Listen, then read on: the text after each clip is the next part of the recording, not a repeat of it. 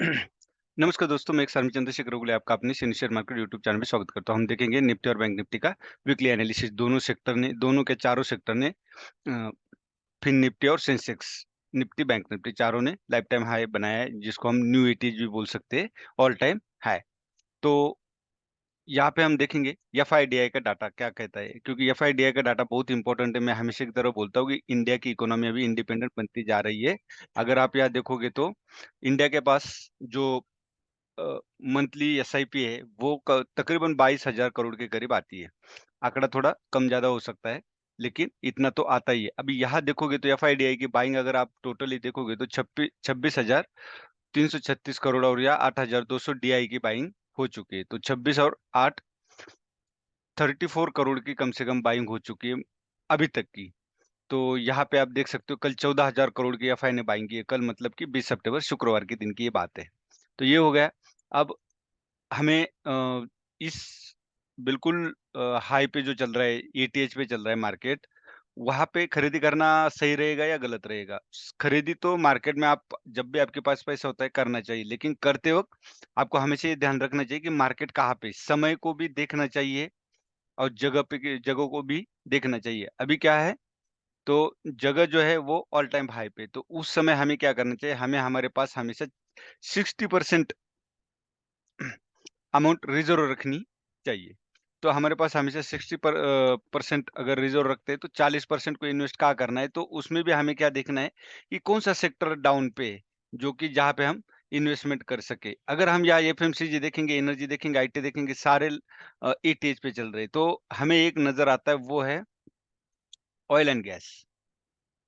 ये देख सकते हो। यहाँ पे अगर मैं ट्रेंड लाइन बनाता हूँ, ये वीकली चार्ट है। यहाँ से अगर ये रैली यहाँ बेस बनाया था और यहाँ से फिर बाहर से एक्टिव हुई थी, तो हम यहाँ से अगर ये बेस बनाते हैं और ये 2 पॉइंट अगर हम कनेक्ट करते हैं, तो यहाँ पे मुझे एक बाइंग नज़र आती है ऑयल और नेचुरल गैस में। तो ऑयल एंड गैस में गैस का स्टॉक हमें देखना चाहिए और उसमें इन्वेस्टमेंट करनी चाहिए। सेकंड क्या है, कंज़म्पशन। कंज़म्पशन तो ईटीएच पे चल रहा है, लेकिन उसका जो कैंडल्स वो बहुत पावरफुल मुझे नज़र आती है। आरएसआई लेकिन ओवरबॉट ज़ोन में, तो इसको मैं थोड़ा-सा कम वेटेज दूँगा। लेकिन मेटल,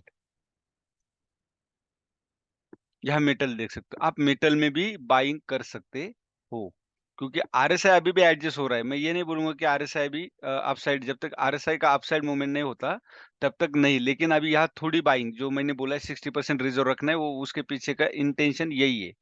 तो आप मेटल को भी देख सकते हो। इंफ्रा नहीं है।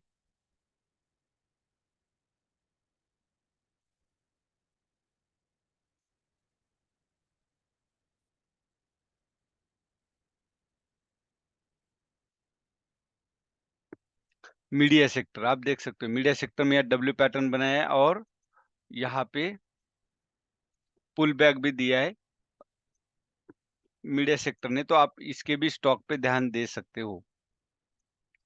सेकंड आता है रियलिटी, सॉरी फोर्थ पे ऑयल गैस, मेटल, मीडिया और रियलिटी। इसने भी ब्रेकआउट दिया है कंसोलिडेशन के बाद, तो आप इस पे भी ध्यान दे सकते हो। सकता है ये पैटर्न बने, कोई बात नहीं, लेकिन हमें यहाँ पे बाइंग करना सही रहेगा, क्योंकि आरएसआई का भी देख सकते हो मूवमेंट अपसाइड नजर आता है।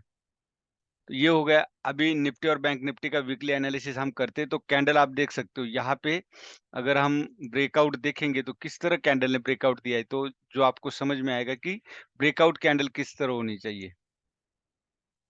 ये लाइन मैंने बीच में जो ये लाइन है, ये जो ब्रेकआउट कैंडल आप ये देख सकते हो, ये ब्रेकआउट कैंडल है, लेकिन यहाँ प्रॉफिट बुकिंग होने के बाद नई खरीदारी हुई है। ये कैंडल जो बीच में क्या बता रही है, ये रेड कैंडल, ये सेल हुआ है लेकिन प्रॉफिट बुकिंग हुआ है। क्यों? क्योंकि यहाँ नई बाइंग हो चुकी है, फ्रेश बाइंग, और यहाँ भी ब्रेकआउट कैंडल आप देख सकते हो किस तरह से बनी है। आरएसआई अभी भी 75 के आसपास है, लेकिन वहाँ जो अपसाइड कैंडल ने क्लोजिंग कहा दी अपसाइड में।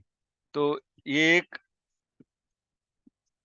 बहुत ही बढ़िया क्लोजिंग अपसाइड दिया है ब्रेकआउट के बाद। तो अभी मुझे निफ्टी जो है बुलिश नज़र आती है। उसका जो नेक्स्ट टारगेट है वो 26,588 मुझे नज़र आता है। अब वन डे में अगर हम यहाँ देखते हैं, तो आपको वन डे से भी और डाटा क्लियर होगा। वन डे में देखो आप आरएसआई अपसाइड ही नज़र आता है, क्योंकि आरएसआई हायर लो लगा रहा है। ये आपको दिखाई देगा।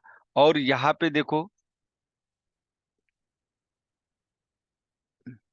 या देखो, किस तरह से कैंडल बनी हुई है और क्लोजिंग किस तरह से दिया है, वॉल्यूम देख सकते हो आप, वॉल्यूम भी कितना बढ़िया इंक्रीज़ हुआ है। तो मैं यहाँ पे बुलिश है, इसलिए मैंने 26,588 अगर एबीसीडी पैटर्न हम बनाते तो ये टारगेट मुझे आता है 26,580 की जगह मैं 26,550 बोलूँगा। आवरली में भी यहाँ पुल बैक दे चुका है, इसीलिए अगर कल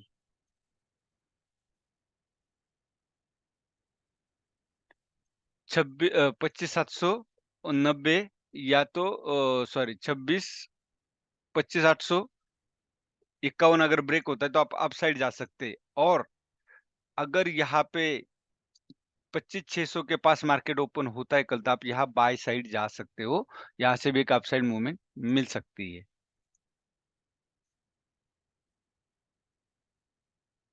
और 5 मिनट में आप बोलोगे कहाँ पे ट्रेड था, तो ट्रेड यहाँ पे भी था। क्यों? क्योंकि यहाँ पे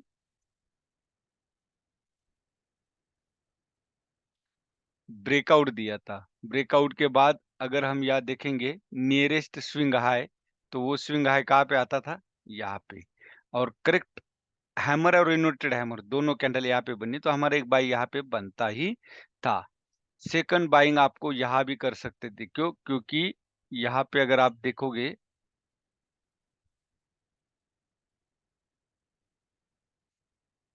तो ये इस जगह पे एक बाइंग बनती थी, लेकिन ये थोड़ा रिस्की होता क्योंकि अपसाइड था।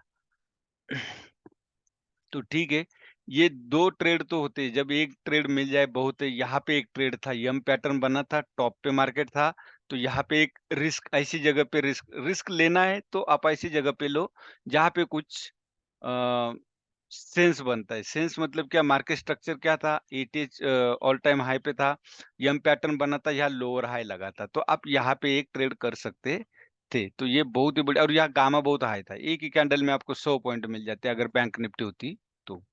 यही था निफ्टी का। अब बैंक निफ्टी में भी आप वीकली एनालिसिस देखोगे तो बहुत ही बढ़िया कैंडल बनी हुई है। ये भी यही दर्शाती है कि अभी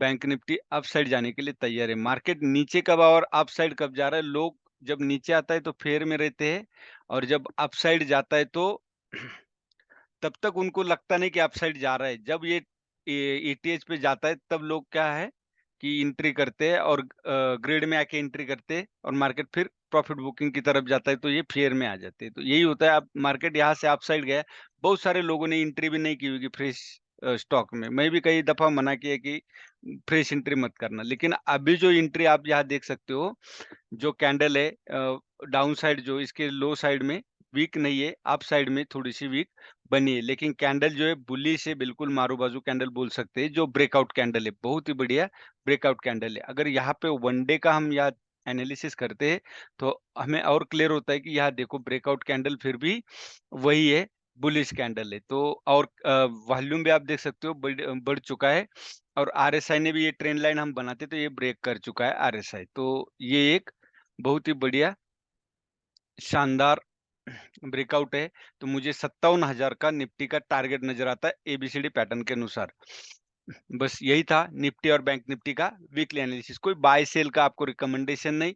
जो मैंने आंकड़े बताए, जो टारगेट बताए, ज़रूरी नहीं कि वो अचीव होंगे, लेकिन मोस्ट ऑफ द प्रोबेबिलिटी मेरे स्टडी के अनुसार मैं आपको ये दे रहा हूँ।